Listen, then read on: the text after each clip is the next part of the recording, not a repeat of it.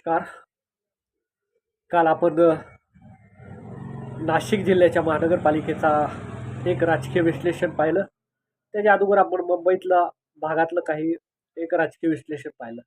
आज आपण पाहणार आहोत औरंगाबाद म्हणजे छत्रपती संभाजीनगर या महानगरपालिकेचं राजकीय बलाबल कसं आहे आणि कशा प्रकारे इथं प्रभाव पडला जातो आणि कुठल्या पक्षाचं इथं वजन आहे हे सुद्धा महत्त्वाचं पाहणं गरजेचं आहे.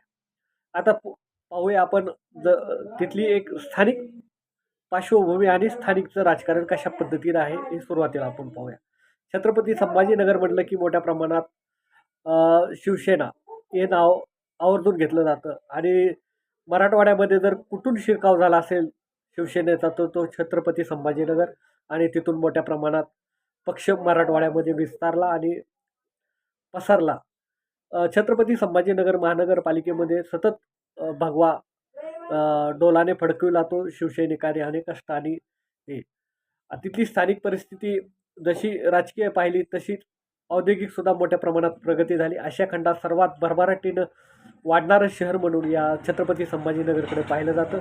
अनेक मोठमोठ्या इंडस्ट्रीज त्या भागामध्ये स्थिरावलेल्या आहेत आणि छत्रपती संभाजीनगरच्या आजूबाजूच्या भागामध्ये MIDCचं मोठ्या प्रमाणात जाळं तयार झाल्यामुळे प्रगतीचा आराखडा वाढला आणि मराठवाड्यातून येणाऱ्या लोकांची संख्यासुद्धा छत्रपती संभाजीनगरमध्ये वाढली.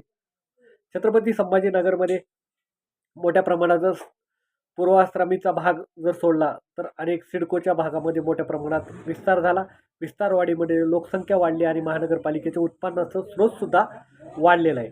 त्या माध्यमातून या महानगरपालिकेमध्ये मोठ्या प्रमाणात उत्पन्नसुद्धा वाढलेलं आहे आणि त्याच्यामुळे सुद्धा महानगरपालिकेची सत्ता हस्तगत करण्यासाठी अनेक पक्षांनी येथे प्रयत्न केलेले आहेत.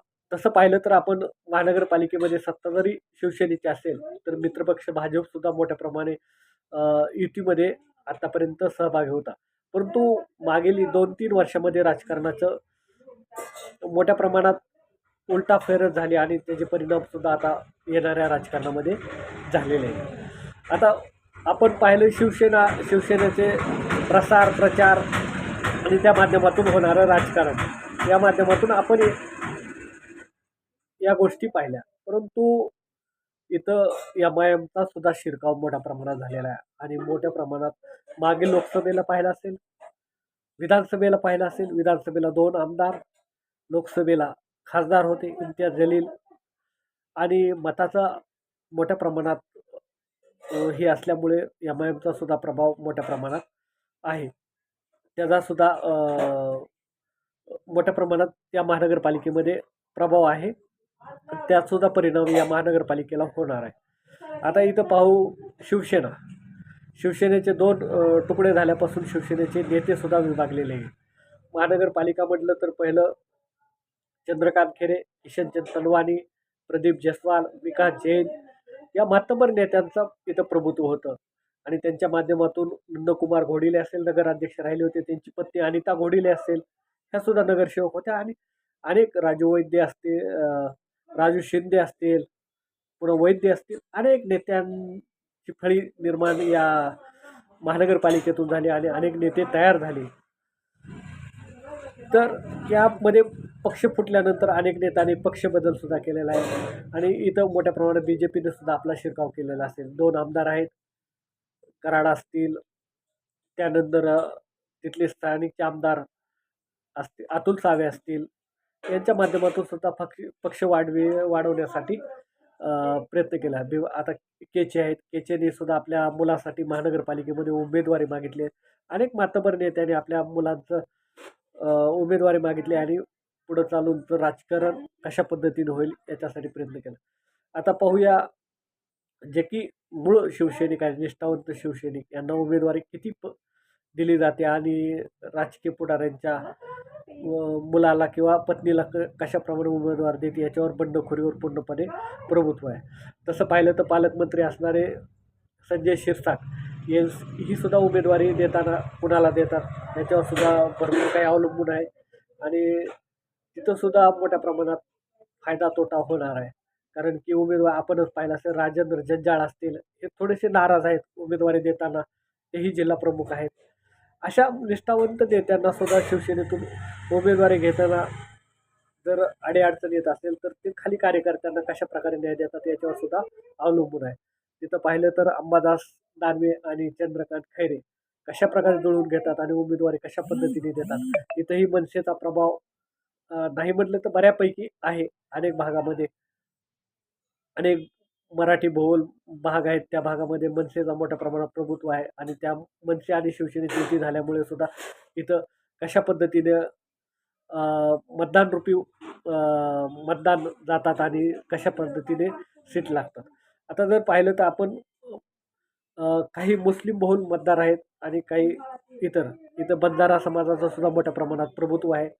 राठोड यांची सुद्धा भूमिका महत्त्वाची आहे. राठोड कशा पद्धतीने भूमिका घेतात आणि कशा पद्धतीने कुठल्या पक्षाला सपोर्ट करतात याच्यावर सुद्धा, कारण त्यांची सुद्धा भूमिका डळमळीत आहे.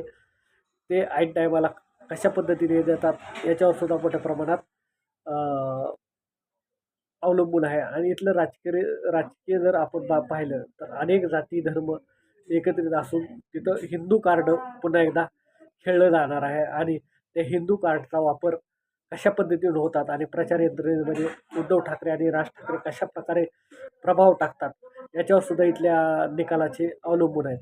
आपण असं जर भौगोलिक परिस्थिती आणि वाढ रचना जर विचार केला तर इथले निकाल हे अनपेक्षित निकाल लागणार आहेत यावेळेला. कारण की उमेदवारी आपण आपल्या मते उमेदवारी देताना अनेक पक्षाची दमछाक होणार आहे. कारण की जुने नगरसेवक आणि नवीन पक्षात आलेले नगरसेवक याच्यामध्ये सुद्धा होणार.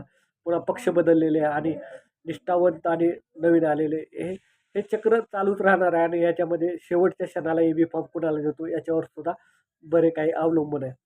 आणि इथं सुद्धा क्रॉस वोटिंगचा प्रकार मोठ्या प्रमाणात वाढतात. काही नगरसेवक या पक्षाचे येतील, काही या पक्षाचे येतील. कारण की उमेदवारी कुणाला देतात याच्यावर सुद्धा सर्व काही अवलंबून आहे आणि प्रत्येक नगरसेवक हा स्वतः निवडून येण्यासाठी प्रयत्न करणार आहे. वार्डातल्या चारही उमेदवाराला निवडून आणण्यासाठी मोठ्या प्रमाणात पक्षामध्ये आजही तसा प्रयत्न होत नाही. पूर्वी होत असेल, पूर्वी पक्षवाढीसाठी फायदा करत होते. सर्वांचा प्रचार एकत्रित होत होता. परंतु आता वैयक्तिक प्रचारावर मोठ्या प्रमाणात भर असल्यामुळे या छत्रपती संभाजीनगरमधले निकाल अनपेक्षित लागतील हे मी आज ठामपणे सांगतो. आणि उमेदवारी जाहीर झाल्यानंतर आपण प्रत्यक्षात सुद्धा या गोष्टीचा अ, चर्चा करू, उमेदवारी कुणाला देतात. परंतु इथंही मी पहिलं म्हणलं की विधानसभेची जी पार्श्वभूमी होती ती विधानसभेची महानगरपालिकेला राहिली नाही. अनेक लोकांनी पुन्हा पक्ष बदललेले आहेत आणि त्या पक्ष बदलण्याचा फलस्वरूप काय होतंय ते विजयात गणित पक्षासाठी फायद्याचं ठरतंय का नुकसानीचं ठरतंय हे येणारा काळच ठरवणार आहे. आमच्या चॅनलवर नवीन असाल तर आमच्या चॅनलला सबस्क्राईब करा, लाईक करा. धन्यवाद.